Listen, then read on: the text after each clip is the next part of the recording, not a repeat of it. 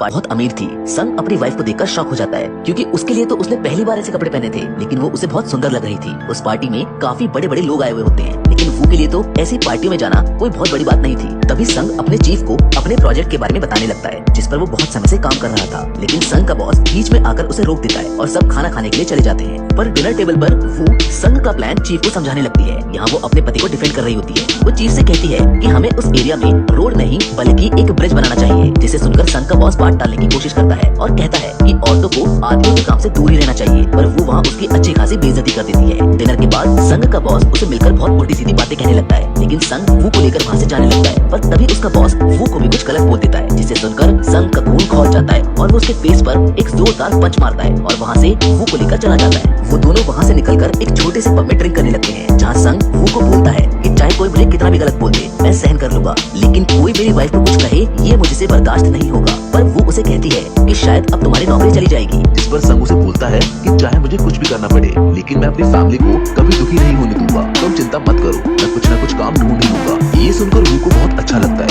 वो समझ जाती है कि संग एक अच्छा आदमी है जो अपनी फैमिली से बहुत प्यार करता है। घर पहुंचकर रात को वो के साथ उसका बेटा हारू सो रहा होता है। तभी वो सोते सोते उसे हक करने लगता है, क्योंकि उसके लिए तो वो उसकी माँ है। पर अब कहीं न कहीं वो भी उसे अपना बेटा मानने लगती है। अगले दिन उसकी बेटी उससे अपनी पॉकेट मनी मांगने आती है, लेकिन वो उसे टेबल पर पड़े बैग्स को फोल्ड करने के लिए कहती है कि जब तुम ये कर दोगे तभी तुम्हें पैसे मिलेंगे। हानिल गुस्से में वहाँ से चली जाती है, लेकिन अब उसे पैसे चाहिए थे, इसलिए वो सारे बैग्स को फोल्ड कर देती है, जिसके बदले वो उसे कुछ पैसे दे देती है, जिन्हें लेकर वो सीधा अपने बॉयफ्रेंड के पास आ जाती है, जहाँ वो लड़का उसे किस करने की कोशिश करता है, लेकिन वो उसे मना कर देती है। कि तभी उसे एक लड़का उसकी फोन से वीडियो बनाता हुआ दिखाई देता है। असल में उस लड़के ने वो की बेटी को इसीलिए बुलाया होता है ताकि वो उसके एमएमएस बना सके और बाद में उसे ब्लैकमेल कर सके। हानिल को पता चल जाता है कि वहाँ पर क्या होने वाला है, इसलिए वो वहाँ से जाने की कोशिश करती है, लेकिन तभी उस लड़के के दोस्त आकर उसे पकड़ लेते हैं, जिसके काफी देर बाद हानिल अपने घर आती है। वो अपने कमरे में जाकर चीजों को तोड़ने लगती है, जिनकी आवाज सुनकर वो उसके रूम में जाती है। वो अपना फेस छुपाने की कोशिश करती है। तभी वो का ध्यान उसके शरीर और उसके मुंह पर पड़े निशानों पर जाता है। वो उससे पूछती है कि क्या हुआ, मुझे बताओ। और ये सुनते वो रोने लगती है। असल में उन लड़कों ने उसको बहुत मारा होता है, लेकिन इससे पहले वो इसके साथ कुछ गलत कर पाते, ये उनमें से किसी एक को धक्का देकर वहाँ से भाग जाती है। वो रोते सारी बात अपनी मॉम को बताती है, जिन बातों को सुनकर वो का खून खोलने लगता है। वो अगले दिन हानिल के साथ उसके स्कूल जाती है, जहाँ वो लड़का भी अपने वकील के साथ बैठा होता है। उसका वकील उसे कहता है कि तुम इसके खिलाफ केस करके कुछ नहीं कर पाओगे, क्योंकि ये तो किसी और इंडिया में बचेगा। तुम्हारी बेटी का क्या होगा, तुम्हारे पास पैसे नहीं है। लेकिन अभी वो वहाँ से पकड़ वॉशरूम चली जाती है और रोने लगती है, क्योंकि अब उसके सामने उसकी पूरी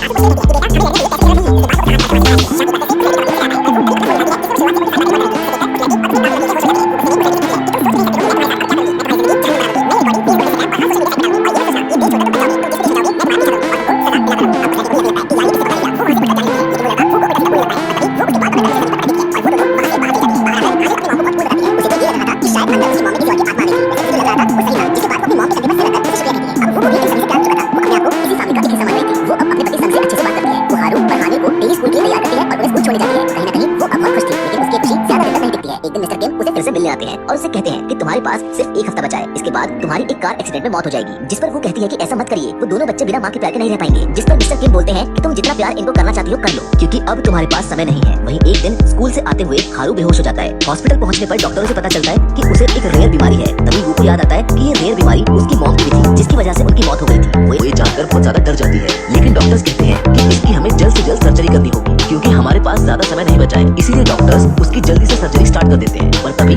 मिस्टर किम एक कार में वो का इंतजार कर रहे होते हैं। वो उसे उस कार में बैठने को बोलते हैं, क्योंकि उसी कार के एक्सीडेंट से वो की मौत होनी थी। पर वो मिस्टर किम से कहती है कि मैं अभी नहीं जा सकती हूँ, बस मैं एक बार हारू को होश में आते हुए देखना चाहती हूँ और बाकी सबसे मिलना। मिस्टर किम उसे मना करते हैं, लेकिन उसके काफी मिन्नतें करने के बाद वो मान जाते हैं। वो सबसे पहले हानिल से मिलती है और उसे गले लगाकर कहती है कि एक कामयाब इंसान बनना। जिसके बाद वो हारू से मिलने जाती है, जिसको अब होश आ गया था। वो उसे कहती है कि मम्मी किसी काम से बाहर जा रही है, इसलिए उसके बिना तुम्हें स्ट्रॉन्ग रहना होगा और मैं तुमसे हमेशा प्यार करती रहूंगी। हारू भी उससे कहता है कि मैं भी आपसे प्यार करता हूँ। वो संग से मिलकर कहती है कि तुम अपना और बच्चों का ख्याल रखना, और वो वहाँ से ये कहकर चली जाती है। तभी उसकी आंखें एक हॉस्पिटल में खुलती है, जहाँ अब वो अपनी पुरानी लाइफ में आ गई थी। होश में आते ही वो उसी हॉस्पिटल में पहुँचती है जिसमें हारू को रखा गया था, लेकिन वहाँ कोई नहीं था। जिसके बाद वो संग के घर जाकर देखती है, लेकिन उसको वहाँ पर भी कोई नहीं मिलता है। असल में में वो 3 महीने से कोमा में थी, जिसे आज ही होश आया था। इसीलिए उसे हॉस्पिटल में कोई नहीं मिला। जिसके कुछ दिन बाद वो अपनी फैमिली एल्बम को देखने लगती है, जिसमें उसे उसके डैड की फोटो मिलती है, जिसको देखकर